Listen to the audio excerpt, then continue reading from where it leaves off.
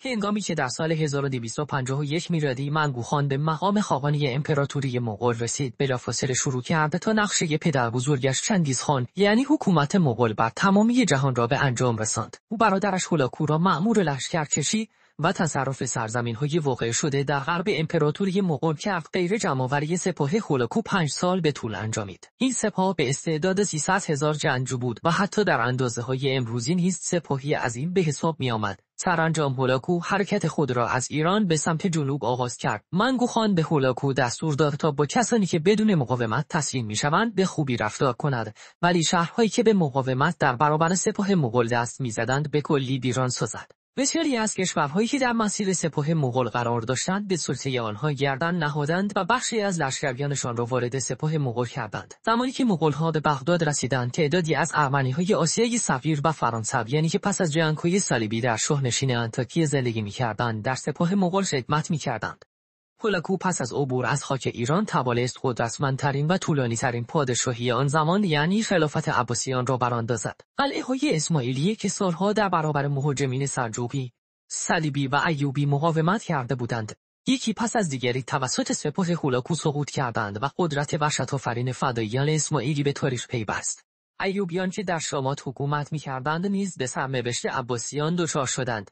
دمشق در روز اول مارس 1260 توسط سپاه هولاکو سقوط کرد و غارت شد. هولاکو قصد داشت که در ادامه فتوحاتش از طریق فلسطین وارد مصر شود تا آخرین سنگر مقاومت مسلمانان یعنی سلطنت ممالک مصر را از میان بردارد. با سقوط بغداد و دمشق مرکز قدرت اسلام خود به قاهره منتقل شده بود.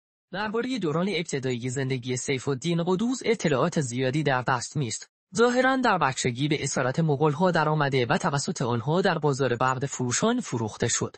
در سال 1253 قدوس وزیر سلطان مملوک ایبک شد. 4 سال بعد ایبک به قتل رسید و پسر 15 سالش منصور علی جانشین او شد و قدوس را در مقام خود ابقا کرد. غیره با نزدیک شدن خطر مغول، قدوس امرای ممالک را قانع کرد که در این وضعیت خطیر بهتر است که شخص قدرتمندی هدایت سکان کشور را در دست بگیرد. در نتیجه قدوس با همدستی دیگر فرماندهان بلندپای منصور علی را از قدرت کنار زد و خود به جای او نشست. غیر چند هفته قبل از نبرد این جالوت، قدوس یک متحد غیر منتظره پیدا کرد. یکی از سران مملوک به نام بیبرس حکمران قسمتی از سوریه بود و گهگاه به مصر حمله می‌کرد.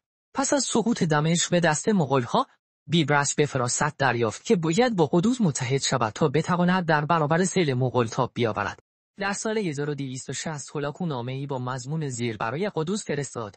از طرف بزرگخواهان، شاهان، فرمانروای باختران و خاوران به ملک المظفر قدوس مصری که خود و امرایش از هیبت شمشیرهای ما گشتند، گریزان به نام کردگاری که بیافرید زمین را و برپای داشت آسمان را. بدان و آگاه باش که دست قدار روزگار و گردش فلک کجمدار ما را قرار داد. جیبش خداوند قهار و عصا کردار مکار. پس واست که آفرید ما را از عظمتش و مسلط کرد بر آنچه برانگیخت غضبش. و شماست که از دیگر ممالک عبرت و از ارادی ما کناره گیرید. تصحیح شوید قبل از آنکه پرده ها به کناری روند و اعمال زشتتان به سویتان بازگردند. آیا نشنیده ای که تمامی کشورها را بوشودین و زمین را از پلیدی ها زدودین و بیشتر خلقشان را به سرای دیگر ره نمودین؟ غیر پس ناچارید از هزیمت. اما کدامین سرزمین از مرجعتان، کدامین راه از مفرتان و کدامین حاکم رسان دستگیری به دستتان؟ کسی از شمشیرهایمان خلاصی نیابد و از هیبت ما به چشمان خلق خواب راه نیابد. سوارمان بیشمارند و دشمن شکار،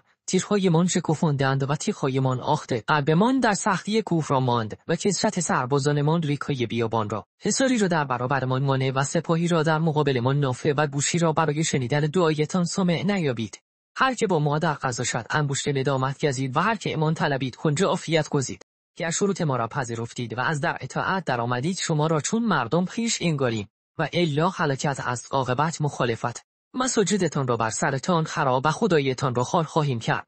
عشق و سوگواری در ما کارگر نیست. به خرد و کلان رحم نخواهیم کرد و جملگی را از دم تیغ خواهیم گذراند.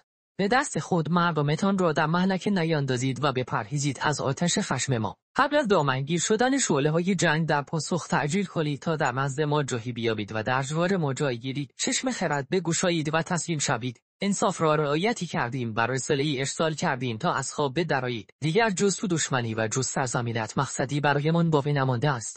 قدوس شورایی از سران سپاه تشکیل داد. عده‌ای از فرماندهان ممالک مقاومت در برابر هولاکو را غیر ممکن می‌دانستند. آنها به قدوز پیشنهاد کردند که تسلیم هولاکو شود، اما قدوزی که می‌دانست هولاکو قول و قرار سرش نمی‌شود و سرمه به ششم خلیفه بغداد را در پیش رو داشتی، به آنها درخواست آنها پاسخ منفی داد. او در نهایت مقاومت در برابر مغول را انتخاب کرد. در ابتدا امرای مملوک از همراهی او سرباز زدند، ولی پس از سخنرانی تاریخی قدوز تصمیم به همراهی او گرفتند.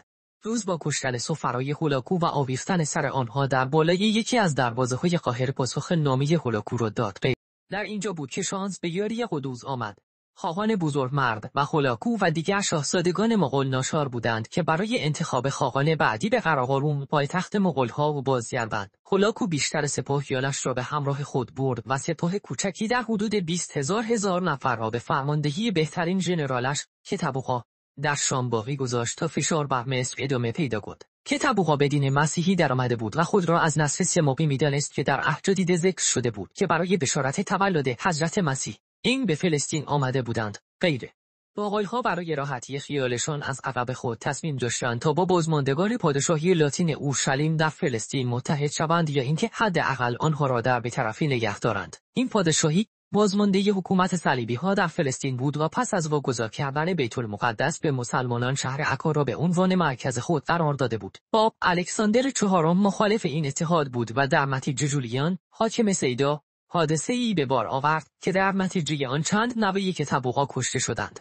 که تبوها که از این حادثه خشمگین شده بود به سیدا حمله کرد و شهر را غارت کرد. دیگر سران صلیبی که مملوک‌ها را دشمن خود می‌پنداشتند مغول‌ها را تهدیدی فوری تر یافتند و تصمیم گرفتند که در جدال بین دو قدرت بی‌طرف بمانند. غیره در ابتدا قدوز دستور داده بود تا حصار قاهره را محکم کنند و خود را برای یک جنگ دفاعی آماده کرد. پس از اینکه خبر بازگشت هولاکو به همراه قسمت عمده سپاهش به مغولستان به قدوز رسید و سران سپاهش تصمیم گرفتند که به جای پرداختن به یک جنگ دفاعی به یک اقدام تعرضی دست بزنند و جنگ را به خانه حریف بکشند. بیشتر شهرهایی که توسط مغول‌ها محاصره شده بودند پس از مدتی فتح شده بودند و قدوز فکر می‌کرد که در یک نبرد هجومی شانس بیشتری برای پیروزی دارد. سپاه مسلمین در بیرون قاهره اردو زد و گذشته زمان درستی تصمیم قدوز را ثابت کرد. غیره قدوز پس از تجهیز سپاه و گرفتن حکم جهاد از ازبن ادبوسلام بزرگترین مجتهد وقت مصر با سپاه مشترک مصر و سوریه از قاهره به سوی فلسطین حرکت کرد.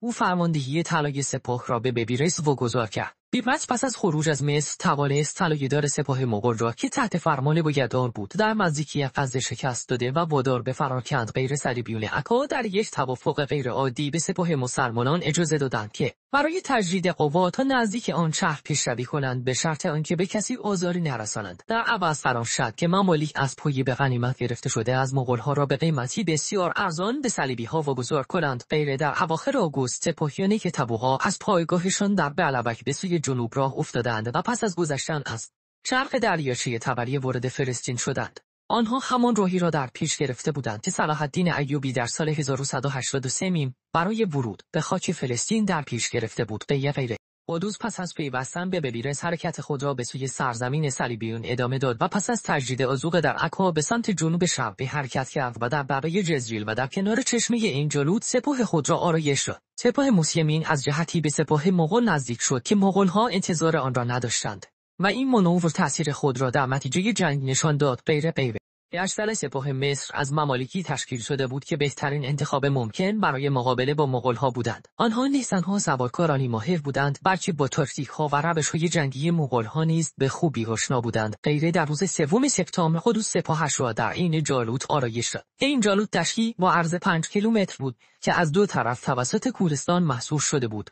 قدوس سپاهش را به 2 دسته تقسیم کرد. یک دسته از سپاه به عنوان ذخیره در بین دره‌ای پنهان شد و دسته دیگر به رهبری بیبرس به پیشروی ادامه دادند تا به دشمنی رسیدند که تا به آن روز مزه شکست را نچشیده بود. غیر واحد تحت فرمان بیبرس به سپاه مغول حمله کرد و همان گونه که قدوس آرزو داشت که تبوها گمان کرد که این واحد تمامی سپاه مصر است که تبوها شمشیر کشید و در جلوی سوارانش حمله را آغاز کرد. سوار نظام ممالک با تاکتیک اصلی سوار نظام مغول به جنگ آنها رفت. مصری‌ها با یک حمله سریع و سپس یک عقب نشینی دروغین سوار نظام مغول را از مواضع خود بیرون کشیدند. غیره پس از مدتی بیبرس فرمان توقف و بازگشت به سوی حریف را صادر کرد. قدوز با موفقیت سوار نظام ذخیره خود را که در پناه دره پنهان شده بودند فراخواند و به حمله پرداخت. اکنون مغول‌ها در محاصره افتاده بودند که تبوها به جناح چپ سپاه مصر حمله کرد. حمله مغول خرد کننده بود و جناح چپ سپاه مسلمین را در هم کوبید و به عقب راند. غیره فرماندهی سپاه مغول که جنگاوری بزرگ بود توسط مسلمانان اسیر و اعدام شد. افسانه‌ها میگویند که پس از فرار سپاه مغول افسران که تبوها از وی درخواست کردند که از صحنه جنگ بگریزد، ولی وی پشت کردن به دشمن را ننگ می‌دانست و آنقدر به مبارزه ادامه داده تا از روی اسب سرنگون و گرفتار شد. غیر این جالوت به عنوان یکی از اولین نبردهایی که در آن از توپ‌های دستی استفاده شده نیز معروف است. این توپ‌های دستی توسط سپاه ممالک برای رم دادن اسب‌های مغول به کار گرفته شد و مصری‌ها توانستند با بکارگیری آن صفوف سوار نظام مغول را آشفته سازند. ترکیب باروت به کار رفته در این توپ‌ها بعدها در یک رساله نظامی عربی در قرن 14 هجری بیان شد.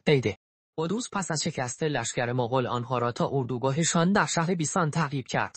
پس از آن قدوس به سوی دمشق حرکت کرد و با افتخار وارد آن شد. سپس قدوس بیبرس را به سوی حمص فرستاد تا باقی مانده مغول‌ها را از آنجا پاکسازی کند. در راه بازگشت سپاه پیروزمند مسلمین به مصر، بیبرس به همراه چند تن از فرماندهان سپاه توطئه‌ای بر علیه قدوس ترتیب دادند و او را به قتل رساندند.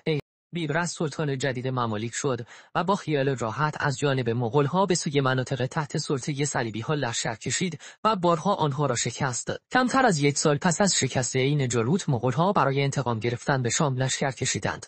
این بار بیبرس در نبرد حمص چنان شکستی به سپاه مغول وارد کرد که مغول‌ها تمامی خاک سوریه را تخلیه کردند.